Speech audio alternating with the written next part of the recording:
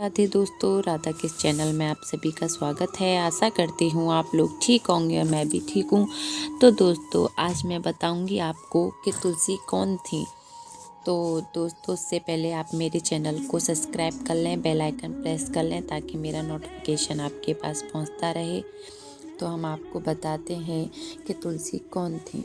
कार्तिक मास के शुक्ल पक्ष की एकादशी पर भगवान विष्णु के शालिग्राम रूप और माता तुलसी का विवाह किया जाता है। कई लोग द्वादशी तिथि पर भी तुलसी विवाह करते हैं। तुलसी भगवान विष्णु को अति प्रिय है। कार्तिक मास के शुक्ल पक्ष की एकादशी पर भगवान विष्णु के शालिग्राम रूप और माता तुलसी का विवाह किया जाता है। कई लोग द्वादशी तिथि पर भी तुलसी विवाह करते हैं। तुलसी भगवान विष्णु को अति प्रिय है। तुलसी के बिना भगवान विष्णु तो दोस्तों, मेरी बेटी आ गई थी, बोल रही थी, तो उस पर ध्यान नहीं देना है। तुलसी के बिना भगवान विष्णु भोग स्वीकार नहीं करते। तुलसी पूर्व जन्म में एक लड़की थी जिसका नाम वृंदा था, जिसका जन्म राक्षस कुल में हुआ था। तुलसी का पौधा पूर्व जन्म में एक लड़की थी जिसका नाम वृंदा था, वो मैंने आपको बताया है। राक्षस कुल में जन्मी यह बच्ची बचपन से ही भगवान विष्णु की भक्त थी। जब वह बड़ी हुई तो उसका विवाह राक्षस कुल में ही दानव राज जलंधर से संपन्न हुआ था। तो राक्षस जलंधर समुद्र में उत्पन्न हुआ था। वृंदा बड़ी ही पवित्र व्रती स्त्री थी, सदा अपने पति की सेवा किया करती थी। एक बार जब देवता और दानवों में युद्ध हुआ, तब जलंधर युद्ध पर जाने लगे तो वृंदा ने कहा, स्वामी आप युद्ध पर जा रहे हैं, आप जब तक युद्ध में रहेंगे मैं पूजा में बैठकर आपकी जीत के लिए अनुष्ठान करूंगी। जब तक आप नहीं लौट आते मैं अपना संकल्प नहीं छोड़ूंगी।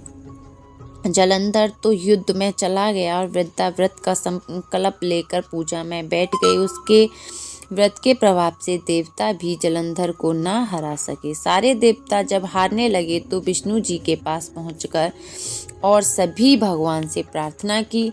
भगवान बोले, वृंदा मेरी परम भक्त, मैं उससे छल नहीं कर सकता। इस पर देवता बोले, भगवान दूसरा कोई उपाय हो तो बताइए, लेकिन हमारी मदद जरूर कीजिए।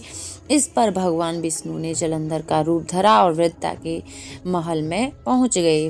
वृंदा ने जैसे ही अपने पति को देखा तो तुरंत पूजा में से उठ गई और उनके चरणों को छू लिया। इधर वृंदा का संकल्प टूटा, उधर युद्ध में देवताओं ने जलंधर को मार दिया और उनका सिर काटकर अलग कर दिया। जलंधर का कटा हुआ सिर जब महल में आ गिरा तो वृंदा ने आश्चर्य से भगवान की ओर देखा, जिन्होंने जलंधर का रूप धर रखा था। इस पर भगवान विष्णु ने अपने रूप में आ गए पर कुछ बोल न सके। वृंदा ने कुपित होकर भगवान को श्राप दिया कि वे पत्थर के हो जाएं। इसके चलते भगवान तुरंत पत्थर के हो गए। सभी देवताओं में हाहाकार मच गया। देवता की प्रार्थना के बाद वृंदा ने अपना श्राप वापस लिया। इसके बाद वे अपने पति का सिर लेकर सती हो गई। उसकी राख से एक पौधा निकला। तब भगवान विष्णु ने उस पौधे का नाम तुलसी रखा और कहा कि मैं इस पत्थर रूप में भी रहूंगा, जिसे शालिग्राम के नाम से भी जाना जाएगा। इतना ही नहीं, उन्होंने कहा कि किसी भी शुभ कार्य में बिना तुलसी जी के भोग के पहले कुछ भी स्वीकार नहीं करूंगा। तभी से ही तुलसी जी की पूजा होने लगी। कार्तिक मास में तुलसी जी का विवाह शालिग्राम जी के साथ किया जाता है। साथ ही देव उठनी एकादशी के दिन इसे तुलसी विवाह के रूप में मनाया जाता है। तो दोस्तों,